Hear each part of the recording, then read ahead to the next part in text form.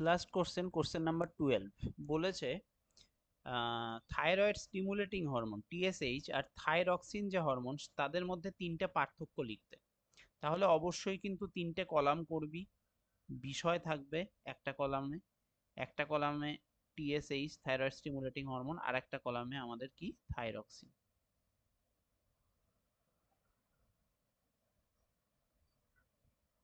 ঠিক আছে, আমি এখানে কলামটা বানালাম না, আমি নর্মাল ভাবে করছি। 1 নম্বর যে পয়েন্টটা বিষয়ে, কোন বিষয়ে আমরা এদের ডিফারেন্স করতে পারি, একটা হচ্ছে ক্ষরণস্থল, কোথা থেকে ক্ষরিত হয়।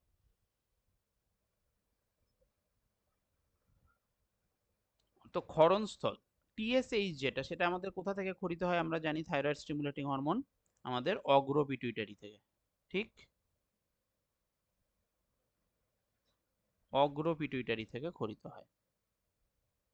আর এই যে থাইরক্সিন হরমোন, এটা কোথা থেকে ক্ষরিত হয়, এটা কিন্তু থাইরয়েড গ্রন্থি থেকে ক্ষরিত হয়।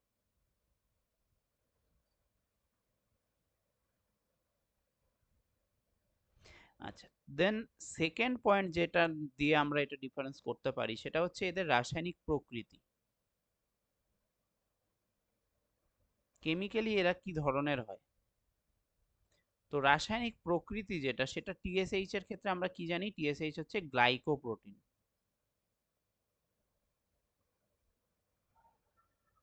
ঠিক, গ্লাইকোপ্রোটিন জাতীয়। দেন থাইরক্সিনের কথা যদি বলি, থাইরক্সিন আমরা কি জানি, ক্যাটেকল অ্যামাইন ধর্মী।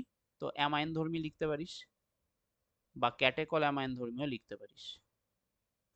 অ্যান্ড লাস্ট যে বিষয়টা নিয়ে আমরা এটা ডিফারেন্স করতে পারি, সেটা হচ্ছে আমাদের কাজ। টিএসএইচ কি কাজ করে আর থাইরক্সিন হরমোন কি কাজ করে। তো টিএসএইচ যেটা, সেটা কি কাজ করে, এই হরমোন আমাদের থাইরয়েড গ্রন্থিকে হরমোন ক্ষরণে উদ্দীপিত করে। তাহলে থাইরয়েড গ্রন্থিকে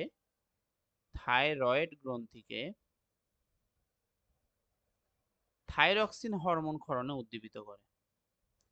শুধুমাত্র থাইরক্সিন না, আরো কাজ আছে, থাইরক্সিন, টি3, ক্যালসিটোনিন বলে একটা হরমোন আছে সেইটা, সেগুলো সব কিছুর কিন্তু নিয়ন্ত্রণ করে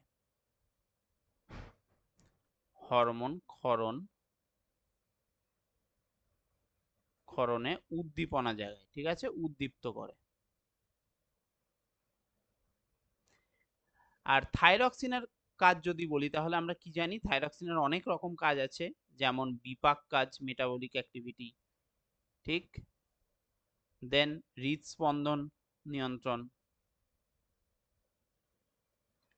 দেহতাপ নিয়ন্ত্রণ, ক্যালোরিজেনিক হরমোন যে কারণে বলা হয়, দৈহিক মানসিক বিকাশ নিয়ন্ত্রণ।